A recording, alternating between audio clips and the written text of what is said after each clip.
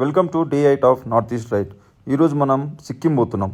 Darjeeling కొండలకి by by చెప్పి start అయిపోయాం. ఇట్లా స్టార్ట్ అయ్యి అట్లా బయటికి రాగానే ఫుల్ ట్రాఫిక్ ఉండే. ట్రాఫిక్ దాటి ఘాట్ దిగడం స్టార్ట్ చేసినాం. ఈ ఘాట్ మాత్రం చాలా డేంజర్ ఉండే, కానీ వ్యూస్ మాత్రం సూపర్ అంటే సూపర్ ఉండే. ఆ ఘాట్ దాటంగానే మాకు బ్రిడ్జ్ వచ్చింది. బ్రిడ్జ్ మాత్రం సూపర్ ఉండే. ఫస్ట్ టైం నేను మా కాలగాడు బ్రిడ్జ్ ఎక్కడం. ఈ బ్రిడ్జ్ ఇట్లా క్రాస్ అయ్యి ఒక 10 కిలోమీటర్స్ పోగానే మన సిక్కిం బ్రిడ్జ్ కూడా వచ్చేసింది. ఈ సిక్కిం బ్రిడ్జ్ దానికంటే చాలా పెద్దగా ఉంది. అండ్ కింద మాత్రం ఫుల్ వాటర్ ఫ్లో ఉండే, బ్లూయిష్ అంటే బ్లూయిష్ ఉండే వాటర్. అండ్ అక్కడ నుంచి వ్యూస్ మాత్రం సూపర్ ఉండే. ఆ కొండల మధ్యలో ఆ బ్రిడ్జ్ కేక్ అంటే కేక్ ఉండే. ఆ బ్రిడ్జ్ దాటగానే మనం వచ్చేసినాం సిక్కిం చెక్ పోస్ట్కి.